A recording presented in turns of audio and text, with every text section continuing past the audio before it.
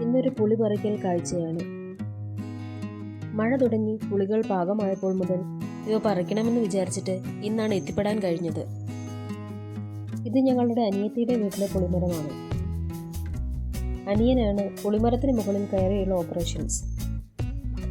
മരത്തിന് മുകളിൽ കയറി കുലുക്കി പറിച്ചിട്ടും താഴെ നിന്ന് വടികൊണ്ടടിച്ചിട്ടും താഴെ വീണ കൊമ്പുകളിലെ ശേഖരിച്ചും കയ്യെത്തുന്നവ നേരിട്ട് പറിച്ചും ഞങ്ങളാലാവുന്ന വിധം മതിയാവോളം ശേഖരിച്ചു. ഈ മഴയുടെ ആധിക്യത്താൽ പച്ചയും പഴുത്തതുമായി സ്വയം ഞെട്ടിട്ട് താഴെയെത്തി ഞങ്ങളെ കാത്തുകിടന്നിരുന്നവ വേറെയും. ഇത്തരം ഇടതടവില്ലാതെ വീഴുന്ന മഴക്കാലങ്ങളിലാണല്ലോ ഇത്തരം പുളികൾ പാകമാവുന്നതും പറിച്ചെടുക്കുന്നതും ഉണക്കുന്നതുമെല്ലാം. കുടംപുളി എന്ന് പ്രാദേശികമായി പറയുന്ന ഈ പുളി മാർക്കറ്റിൽ നല്ല വിലയുള്ളതിനാലും അത്യധികം ഗുണങ്ങളുള്ളതിനാലും ഒന്നുപോലും പാഴാക്കാതെ മുഴുവനും ഞങ്ങൾ പെറുക്കിക്കൂട്ടി.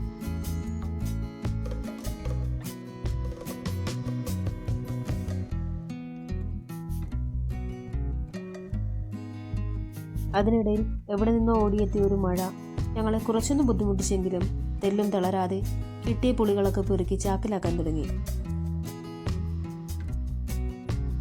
വാദോരാത കഥകൾ പറഞ്ഞും പരസ്പരം കളിയാക്കിയും സ്വയം പൊക്കിയടിച്ചും ഭാവി കാര്യങ്ങൾ പ്ലാൻ ചെയ്തും ഞങ്ങളുടെ ഉദ്യമം അക്ഷീണം തുടർന്നു.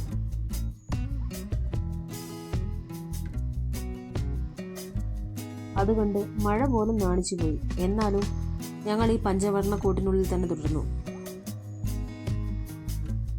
അങ്ങനെ ആവശ്യത്തിലും അതിലധികവും പുളികൾ ശേഖരിച്ചുകൊണ്ട് ഞങ്ങൾ മെല്ലെ അനിയത്തിയോടും കുടുംബത്തോടും ബൈ ബൈ പറഞ്ഞു. നിങ്ങൾക്ക് ഈ ചാനൽ ഇഷ്ടമായാൽ പ്ലീസ് ഡു സബ്സ്ക്രൈബ്. ഞങ്ങളുടെ അടുത്ത വീഡിയോസിനായി കാത്തിരിക്കുക.